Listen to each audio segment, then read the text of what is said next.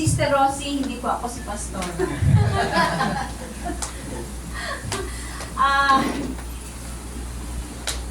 Kamusta na po? Kamusta na po ang buhay Kristiyano?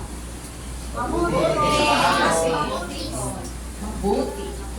Naalala niyo ba yung kantahin natin ng araw? Ewan ko si Sister Ever. Ano nga tono? Sila ng tono? Ano yun? Ano ba yun? Anong tono ng buhay Kristiyano? Buhay ng Kristiyano ay masayang tunay, masayang tunay, masayang tunay. Ang buhay ng Kristiyano ay masayang tunay, masayang tunay. Ayan, purihin po ang Diyos, natatandaan pa natin. Yung mga kabataan ngayon, baka hindi nila alam yun. So, ang saya po na awitin, yung ang buhay ng Kristiyano ay masayang tunay. Amen? Amen. Pero alam po natin, di ba na ang buhay Kristiyano, hindi ibig sabihin wala na tayong problema. Tama po ba? Kasi bilang mananampalataya, tayo po ay dumaraan sa mga pagsubok, pressures, sakit, kabiguan. Hindi po tayo excuse, di po ba? Tama po ba ako? Kahit yung konting sakit nga ng tuhod, meron tayo niyan, di ba? Ang totoo nga niyan, minsan yung bigat sa buhay natin nagmumula pa sa sariling pamilya, minsan sa kabuhayan, sa kalusugan, o maging sa ministry minsan. Yun po yung katotohanan. O minsan nga po sa mga unanswered prayers, di po ba? Ang tanong po mga kapatid, ang tanong ay hindi kung darating ba ang pagsubok sa atin. Ang tanong ay kung paano ba natin tutugunin ang pagsubok na ito. Ano nga ba yung gagawin natin pag mayroong pagsubok? Ano ba yung ginagawa natin? Magpapanik pa tayo? Ngangawa ba tayo ng iyak? Mag-aalala ba? Susuko na lang? O magpapatuloy tayo magtiwala sa Diyos? Kasi kahit na hindi natin naiintindihan kung bakit nangyayari ang lahat ng ito. So, choice po natin yon. Ngayon po ang Diyos ay nagpapaalala sa atin. Ang pagsubok ay hindi tanda o senyales na iniwan tayo ng Diyos. Amen? Hindi ito nangangahulugan na sinabi na sa atin, oy, diyan ka na. Pero kasi diyan ka na, bahala ka dyan. Hindi po ganon.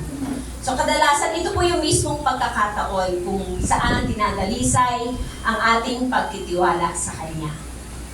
So ang ating pong topic, trusting God in trials and pressures.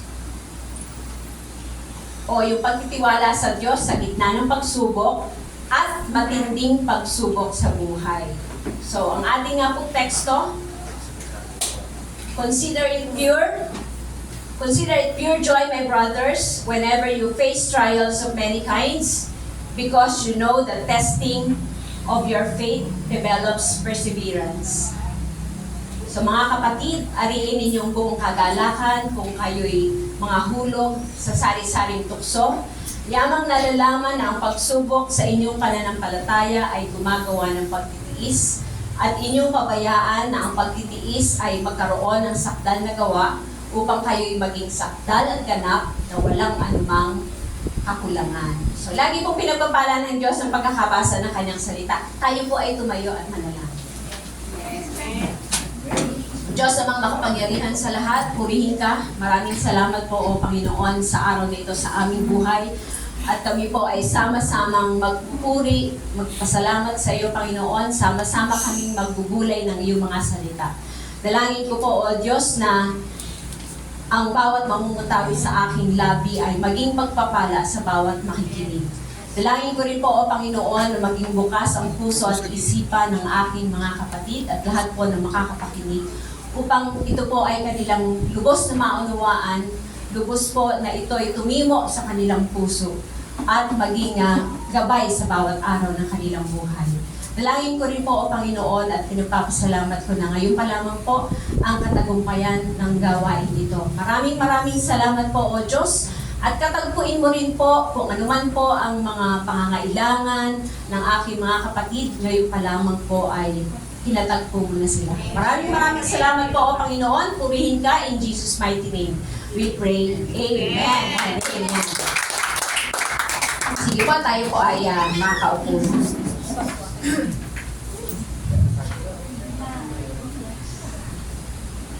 Bakit po sila hindi kinakabahan pag nakatayo din? So, purihin po ang Diyos at tayo po ay sasamahan sa umagang ito.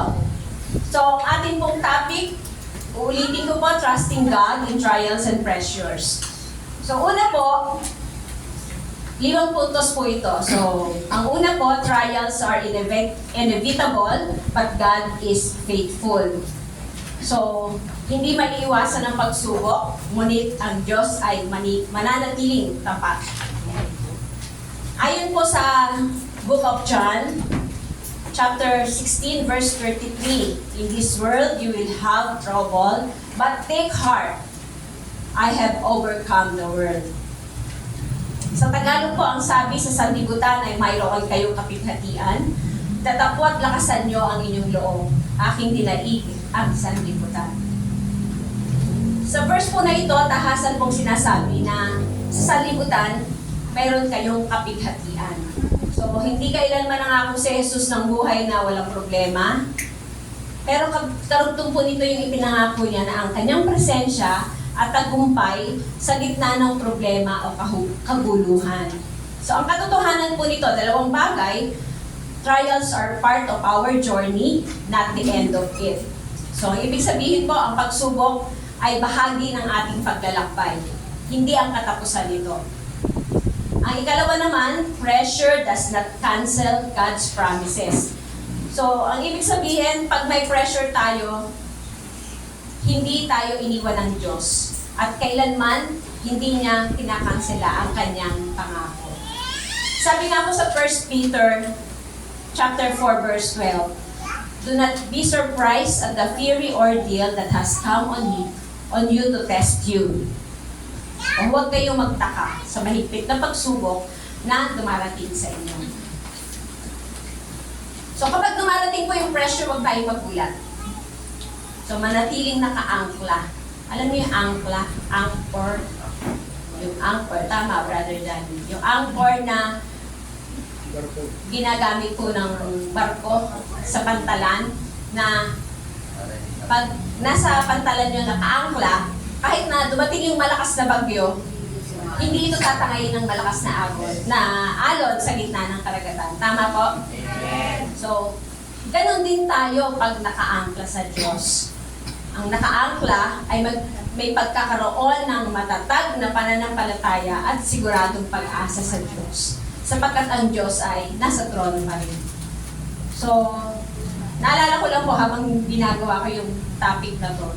Naalala ko nung isang araw na nagkukwentuhan kami ni Pastor Ronnie.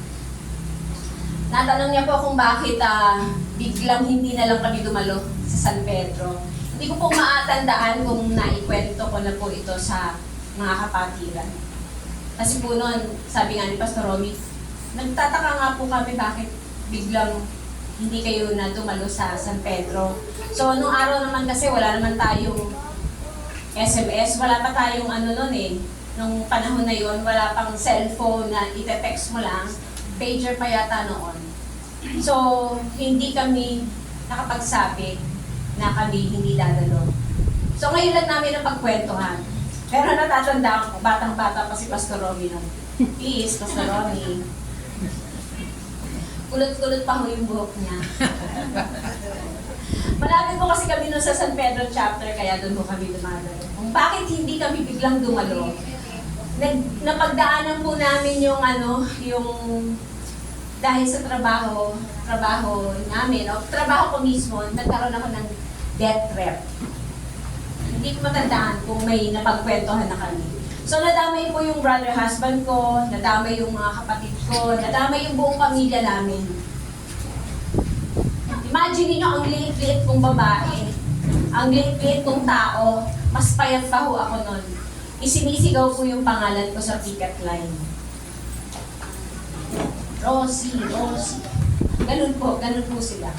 So may related po ito sa strike. So, sabihin man natin death threat, Brother Danny, alam mo yung mga ganong case. Sa history po ng kumpanya na pinagtatrabahuhan namin, yung death threat, talagang tinutuo po nila dun sa isang executive namin. Yung threat talagang humantong sa death, as in close range na death. So, 6 na taon po na hindi naging normal yung takbo ng buhay namin. At yun din po yung dahilan kung bakit po kami napunta sa Taguig. Dahil po sa death threat na yun.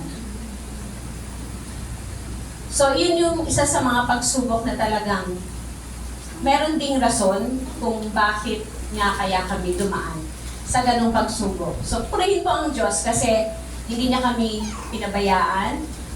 Napanatili kaming nakaangka sa Panginoon kahit na na-uproot kami. Uprooted po kami, ibig sabihin biglaan. Uprooted po ang buong pamilya ko, pati nanay ko, pati tatay ko. Uprooted sa San Pedro, Laguna. At nagkahiwa-hiwalay po kami, nakarating kami sa Taguig, sila balik ng Valenzuela at saka Novaliches. Sa kabila ng lahat, nakaangkla pa rin po kami sa protection ng Panginoon sapagkat siya lang po talaga yung maaasahan namin ng panahon na yun. So, labis-labis po yung pasasalamat namin na meron din naman ginamit ang Panginoon para po kami ay mabigyang protection. So, yun po yung isang pinagdaanan ng babaeng maliit na ito. O, ikalawa po, trusting God when we don't understand. O pagtitiwala sa Diyos kahit hindi natin nauunawaan. So ayon nga po sa book of Isaiah, chapter 55, verse 8, "For my thoughts are not your thoughts, neither are your ways my ways." Sa Tagalog po, sapagkat ang aking mga pag-iisip ay hindi niyo mga pag-iisip, o ang inyong mga lakad ay hindi aking mga lakad. So isa po sa pinakamahirap na bahagi ng pagsubok ay hindi mo alam kung bakit mayroon ka ganoong pagsubok. Di po ba, naranasan po naman natin na dumaan sa pagsubok. Hindi natin alam kung bakit tayo binigyan ng ganoong pagsubok. So mahirap magtiwala kapag hindi mo alam kung bakit. Mahirap magtiwala kapag hindi malinaw maging ang sagot ng Diyos sa'yo. Pero doon po nagsisimula yung tunay na pananampalataya. Hindi mo alam kung ano yung pagtitiwalaan mo. Pero nananampalataya ka dahil alam mo na ang pinagkakatiwalaan mo ay ang Diyos. Amen? Amen. So gaya po ni Job, alam po natin yung kwento ni Job, di ba? Kung saan po nawala yung kanyang ari-arian, nawala yung kanyang pamilya, naging matindi yung pagsubok sa kanyang kalusugan, nagkabukol-bukol nga yung kanyang katawan. Alam kong kabisado niyo na yung kwento na yun. Pero kailanman hindi siya nakatanggap ng anumang paliwanag sa kabila ng kanyang naranasan. Yung nga po, di ba, tinutuligsa pa siya ng mga kaibigan niya at ng mga nakapaligid sa kanya kasi kahit na gano'n yung napagdaanan niya, sige pa rin yung pagtitiwala niya sa Panginoon. Hindi siya bumitaw sa Panginoon. Sa halip, ipinahayag niya pa. Sabi niya po sa Job chapter 13, verse 15, "Though he may slay me, yet will I hope in him. Bagamat ako'y kanyang patayin, akin ding hihintayin siya." So sa kabila po ng kanyang naranasan, o sa kabila ng ipinaranas sa kanya, hindi siya bumitaw sa Panginoon. Tuloy nga po, ang pagtitiwala hindi batay sa paliwanag. Hindi kinakailangang may paliwanag pa para tayo ay magtiwala sa Diyos.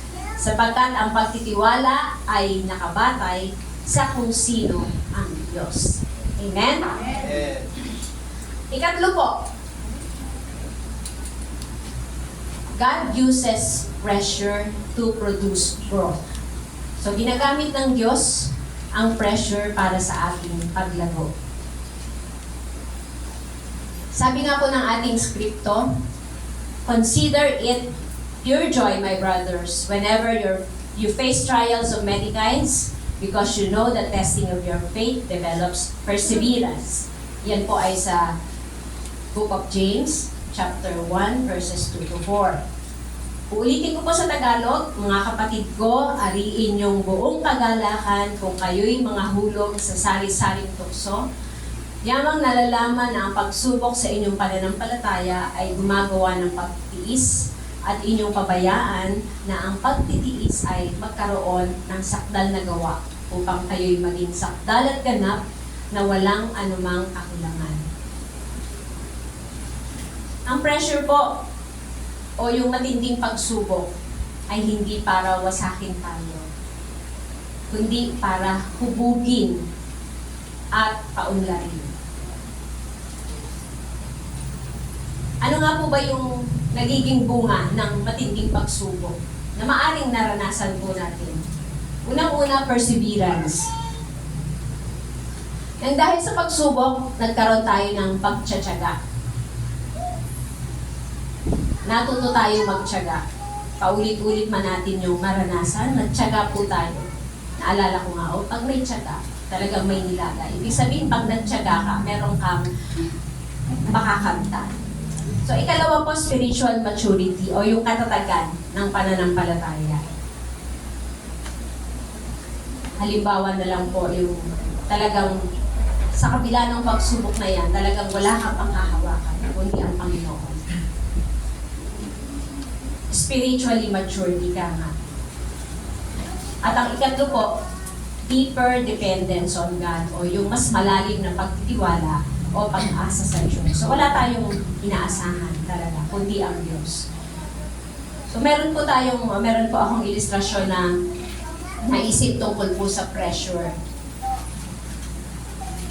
Kung paano po yung pressure ay binubuo niya ang coal o yung uling into a diamond. God uses pressure to shape Christ-like character in us. Tignan po natin kung paano. Alam po ba natin kung paano nabubuo yung diamond? Kung paano nagkaroon ng diamond? So kung paano pong yung pressure ginawang brilyante ang carbon o yung coal, ginagamit din po ng Diyos ang pressure para hubugin tayo at magkaroon ng Christ-like character.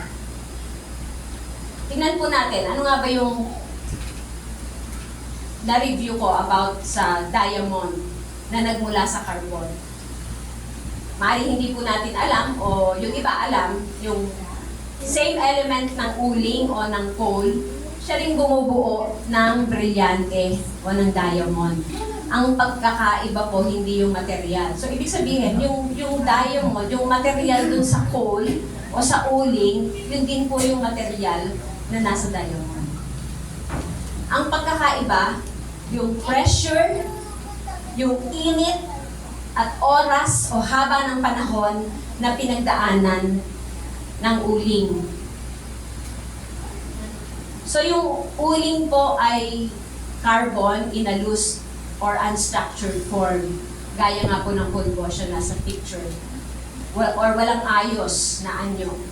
At kapag ang carbon ay ibinaon ng malalim sa lupa at sumailalim sa matinding pressure at init sa loob ng maraming panahon, nagkakaroon po ng rearrangement ng atoms.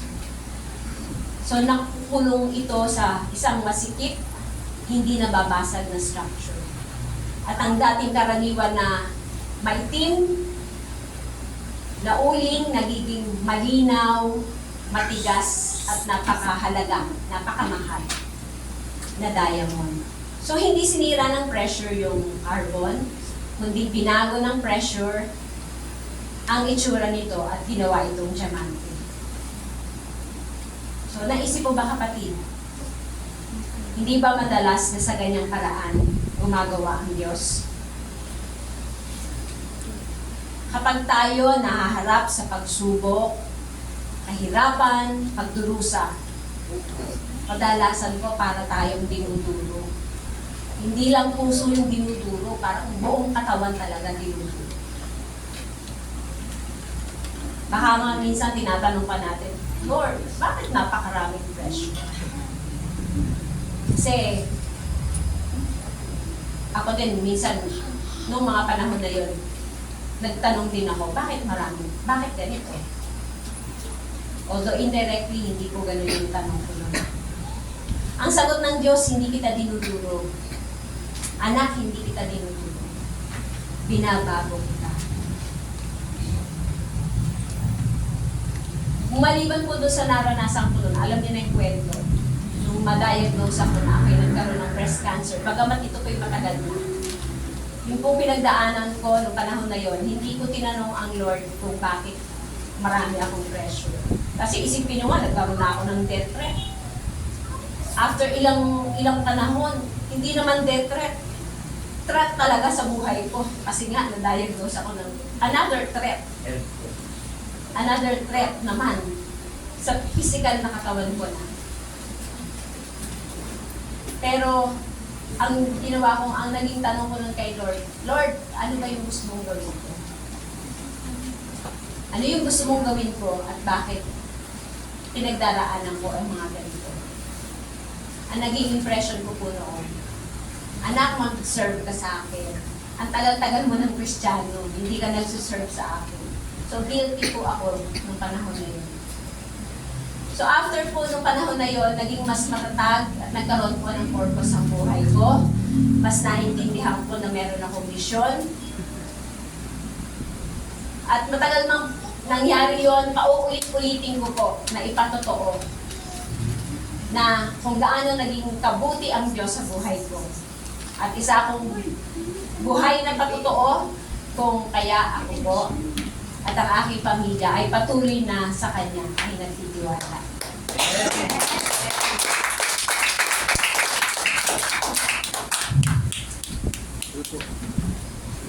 Kaya nga po, uulitin po natin yung ating scripto.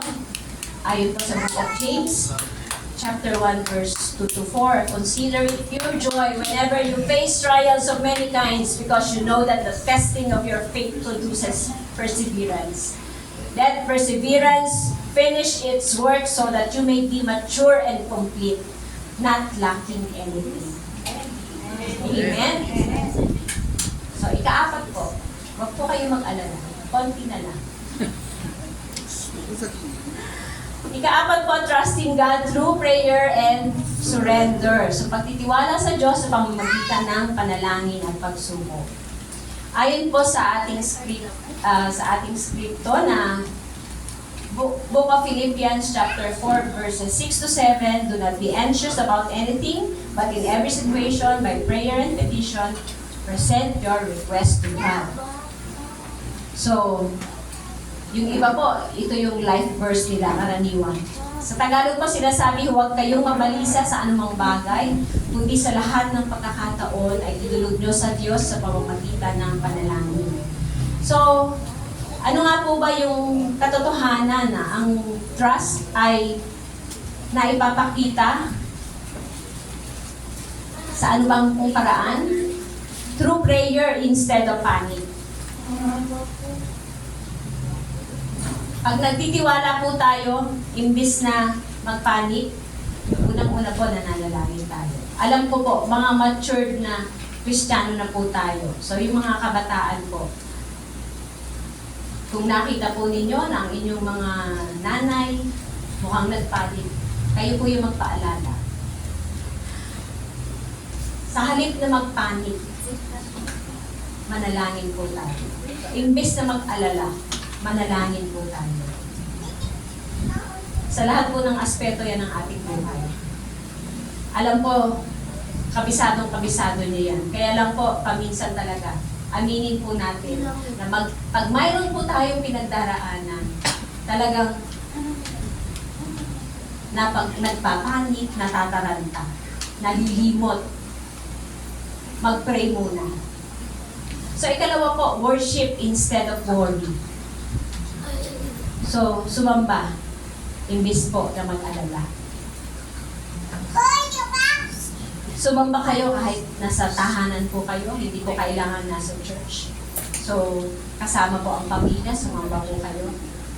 Ang ikatlo po, surrender instead of control o pagsuko. Pagsuko sa Diyos sa halip na kontrolin ang lahat ng pinagdaraanan mo. Ang sabi nga po sa Book of Psalm, cast your cares on the Lord and He will sustain you. So ipagkatiwala mo sa Panginoon ang iyong pasanin at ikaw ay kanyang aalalayan. Yan po ay sa chapter 55, verse 20. So kapag may pressure, ano po ang gagawin? Lalo na po at ito'y mabigat. Manalangin, ibigay po ito sa Diyos. Agad-agad. Hindi po kailangan hintayin na natin. Hintayin ba natin ang Sunday? Ibigay ko kay Lord sa Sunday. Araw-araw, maya't maya, itaas po natin ito sa Panginoon Diyos. Kasi, lagi po natin naririnig yun, kila Pastor, wala pong magagawang buti yung mag-alala. Hindi ito makakapagbigay solusyon. Amen? Amen. So, ikalima po. God's strength is revealed in our weakness. So, ang kapangyarihan ng Diyos ay nahahayag sa ating kahinaan. Ayon nga po sa 2 Corinthians chapter 12, verse 9, my grace is sufficient for you, for my power is made perfect in weakness. Sa Tagalog po, ang kagandahang loob ko ay sapat na para sa iyo, sapagkat lubusang nahahayag ang aking kapangyarihan kapag ikaw ay mahina. So, hindi tayo nagtitiwala sa Diyos dahil malakas tayo. Nagtitiwala tayo dahil siya ang ating lakas. Pag mahina tayo, doon siya nagiging mas malakas. Sa totoo lang, kahit hindi tayo karapat-dapat, nagiging mas malakas tayo ng dahil sa Kanya. Ang ating kahinaan, may pangalawang truth po dyan, o katotohanan, your weakness is not a liability. It is an opportunity for God's power. So, ang ating kahinaan ay hindi hadlang, hindi ito kakulangan, kundi daan or pagkakataon para sa kapangyarihan ng Diyos. Ikalawa po, God's grace is always enough for the season you are in. Ang kanyang biyaya ay sapat sa anumang pagsubok, sa anumang panahon. Ang kalakasan ng Diyos ay, kumbaga, perfected to the max. Kung ititigil ng sa katauhan yung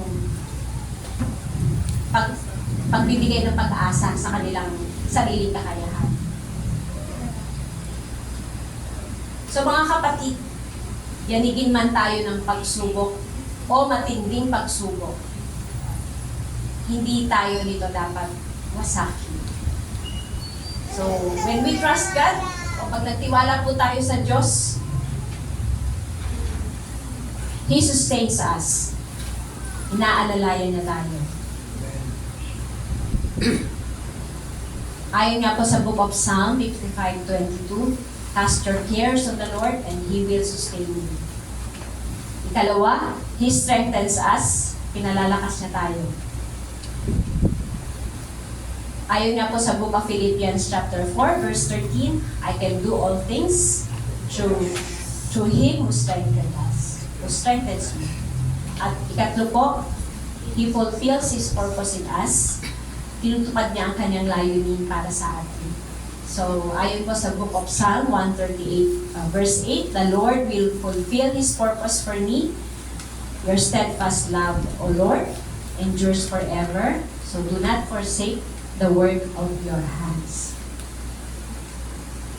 Ang ating pong final scripture, Romans 8:28.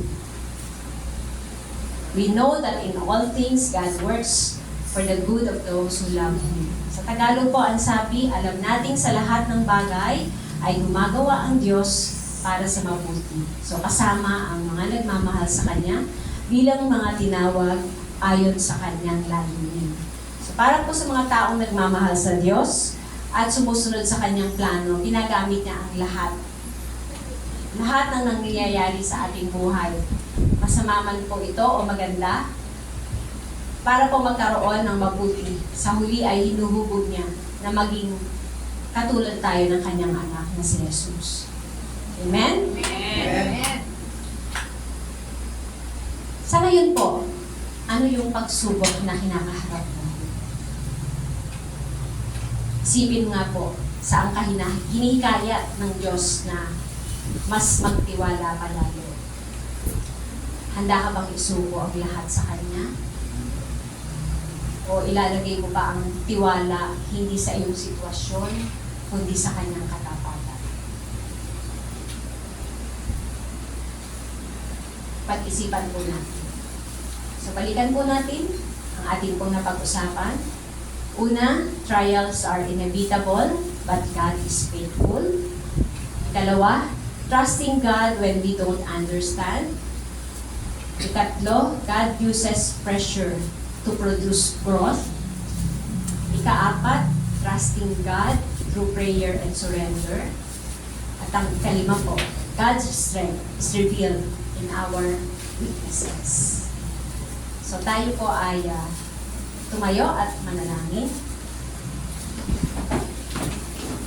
Hallelujah, hallelujah. Purihin ka, O Diyos. Lord, maraming salamat po sa iyong mga salita na amin po pinagbulay-bulayan. Dalangin ko po, Panginoon, na ang mga salitang ito ay tumimo sa aming puso at isipan. At nang ito po ay magamit namin sa aming pang-araw-araw na buhay. Lord, turuan mo kami kung paano po magtiwala sa iyo. Sa gitna po ng mga pagsubok, sa gitna ng matinding pagsubok, Panginoon, ikaw po ang magbigay ng kalakasan ng aming pagtitiwala. Ikaw po ang magbigay sa amin ng pagkakataon upang kami po ay lubusang magtiwala sa iyo. Turuan mo kami kalmahin ang aming mga sarili at walang ibang panghawakan, kundi ikaw lamang po, O Diyos. Sa araw-araw ng aming buhay, Lord, sa bawat pagdaraanan namin, samahan mo kami. Samahan mo kami, O Diyos. Hindi po namin kaya ito na kami lamang. Maraming salamat po, O Panginoon, for your Holy Spirit. Salamat po. Salamat sa bawat isa na aking mga kapatid. Salamat po sa iyo. Patuloy na paghagong sa kanila. Salamat po sa bawat pagkakataon. Purihin ka, O Diyos. Hallelujah. In Jesus' mighty name we pray. Amen. God be the glory.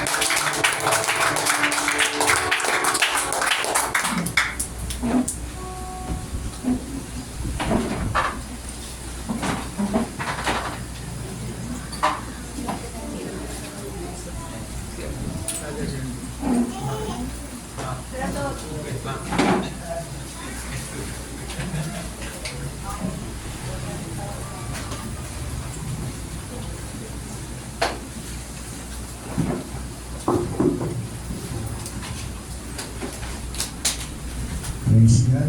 Tayo po ay nalako na sa isang bahagi ng pagsamba sa ating Panginoon Diyos, ang pagbibigay sa ating mga tithes ng mga praise. Ating po itong itaas sa Panginoon at ating pong panalangin.